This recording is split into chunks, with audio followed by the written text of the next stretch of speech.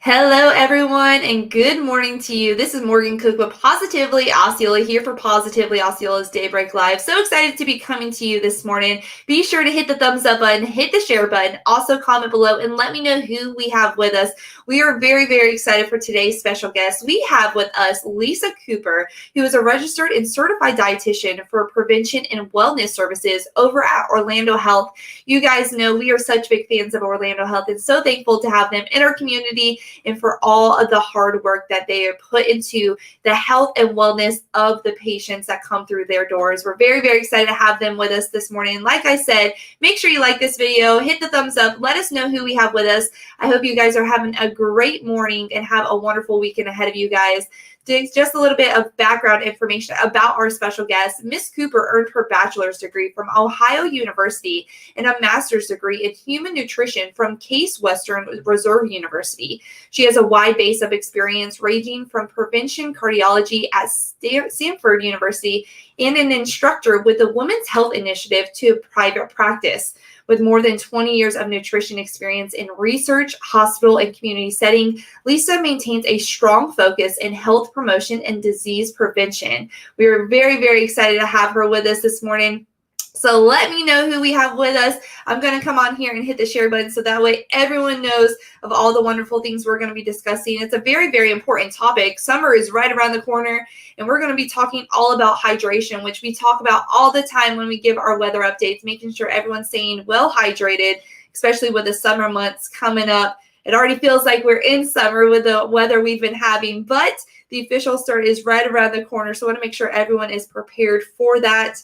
So I am all shared, ready to go this morning. Hopefully you are as well. And we will go ahead and get started with our Daybreak Live.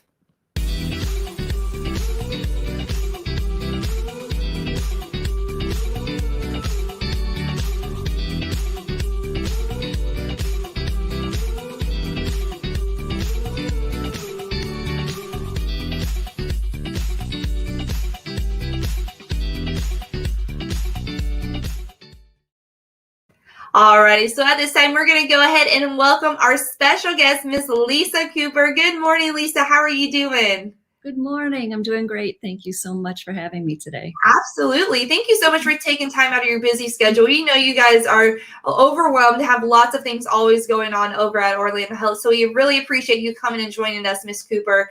Like I just mentioned, we're only a few days away from the official start of summer, but it has felt like we've already been in summer for quite a while because of the temperatures being in the 90s, the humidity being pretty high, and we're seeing some afternoon showers. In fact, with so many people being in lockdown for so long, people seem to really be heading outdoors to enjoy those beaches, the parks, bicycling around neighborhoods, and just gathering around the pool with family and friends. But it's so important that they stay hydrated while doing all these wonderful activities that they enjoy. So we're going to be talking all about being properly hydrated today. So to kick off our discussion, how can we stay properly hydrated, Ms. Cooper, during these hot summer months? Well, it's to be prepared, number one, and make sure that you're drinking plenty of fluids and paying attention to your thirst. Thinking about even before going outside into the heat, making sure you're sipping on water. But once you even get out there, every 15 minutes or so, having something to sip on is a really good idea. And watch out for things that may be dehydrating, like alcohol. And if that does come into play, make sure that you're replacing some of those fluids. After being in the sun, you still have to be paying attention and making sure that you're rehydrating and replacing those fluids. Yes, ma'am. Now, does age play into being properly hydrated? It definitely can. So for children, small children, especially and infants, their bodies are more water than adults, and their metabolism is faster, so it uses more water, and their kidneys aren't as good as compensating for the water. So you really have to watch children. On the flip side, as we age and get older, our sense of thirst really isn't that good, and it can cause you to become dehydrated more quickly, along with possibly taking medications that can cause dehydration. So age definitely plays a factor in it. Yes, ma'am. Now, I feel like a big question would be, well, how do I know if I'm adequately hydrated? So when someone is in the heat, how can they tell if they are hydrated? There's a few good ways. Thirst is probably the best one, paying attention, am I thirsty? And then drinking to make sure that you're compensating for that.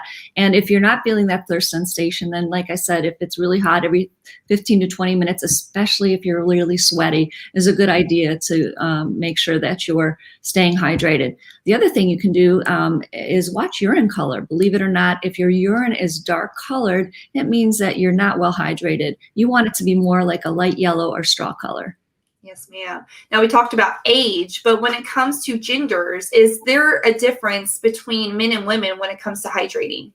Yeah, believe it or not, there is. Women, especially during their cycle, may require more sodium for rehydration. So adding maybe a little bit of salt to their rehydration solution is a good idea if you're on your cycle.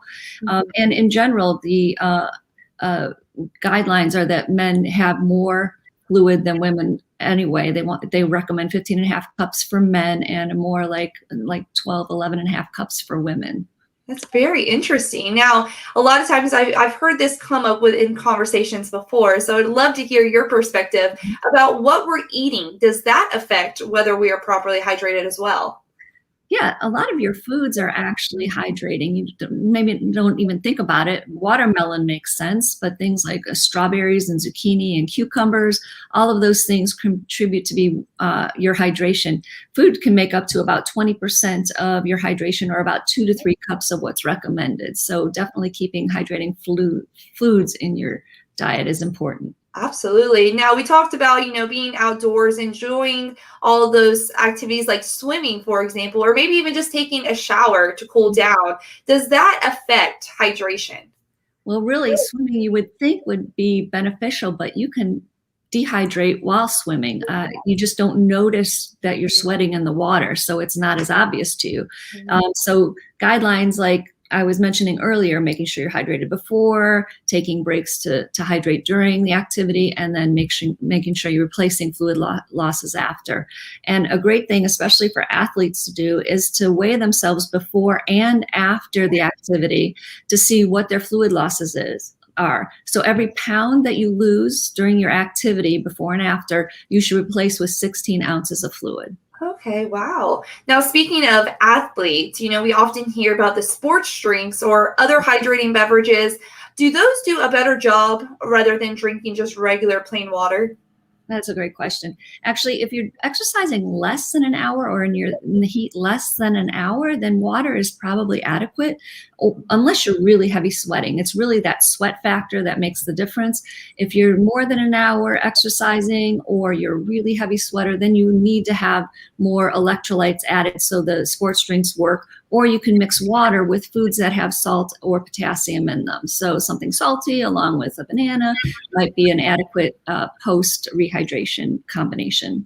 Absolutely. Now, I feel in today's generation and just in the world, I feel like everyone's a coffee drinker. Everyone enjoys the local Starbucks or Dunkin' or wherever it might be that they enjoy their cup of coffee. But does that contribute to hydration or dehydration?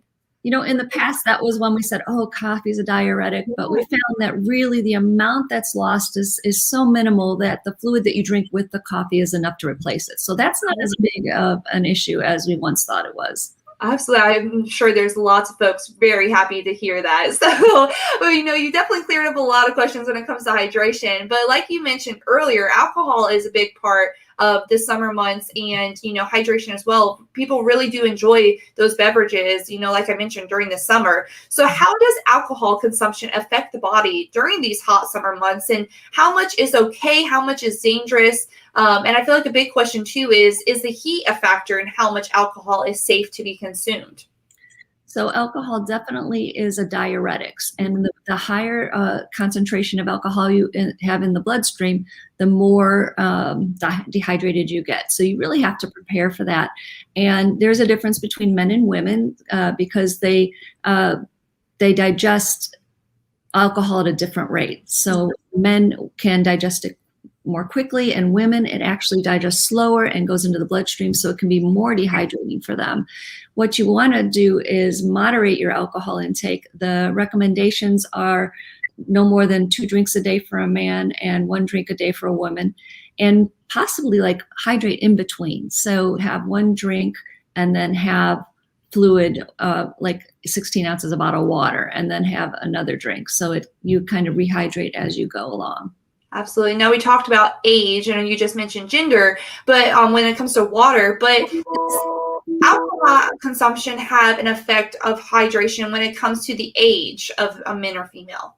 Yes, just like I was mentioning earlier, your body digests differently, and as you age, you're not as good at clearing those toxins from the body or the alcohol from the body. So age definitely does make a difference in how well you're clearing your alcohol, and it can cause you to dehydrate quicker also. Awesome. Well, thank you so much, Miss Lisa. You've taught us all so much, and it's much appreciative, especially, like I said, going into these summer months. Although we haven't hit the official start of summer just yet, it's right around the corner. So you want to make sure that all of our audience is applying all of this useful information to their summer months and all of their activities.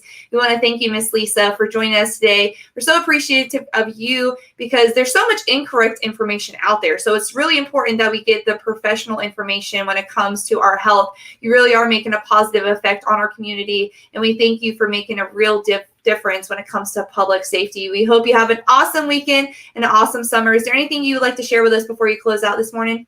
No, I just really appreciate that you have had me on today, and just remind people to pay attention to their bodies and drink when you're thirsty. Absolutely. Well, thank you so much again. This was Miss Lisa Cooper from Orlando Health, a registered dietitian. Thank you so much again for joining us. You can get more information about Orlando Health by visiting their website, orlandohealth.com. Be sure to visit them. Get in contact with them if you have any questions when it comes to your medical health. To sign off, this is Morgan Cook with Positively Osceola here with Miss Lisa Cooper, registered dietitian over at Orlando Health. And together, we're making a positive difference in and around Osceola County.